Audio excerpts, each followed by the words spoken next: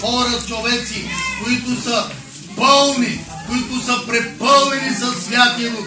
Святия Дух върши невъзможните неща, защото днеска много хора казват: това не мога да сторя, това не мога да направя. Обаче за Бога, за Святия Дух няма невъзможни неща, братя и сестри в Господа. И ето Божието Слово, както говори.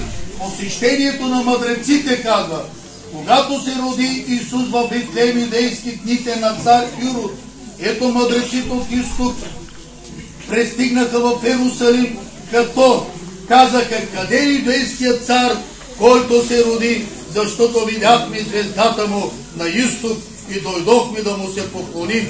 Като чу това цар Ирод, той се смути много и целият Иерусалим с него. Затова събра всички народи, главни свещеници и книжници и ги разпитваше къде трябва да се роди помазаникът.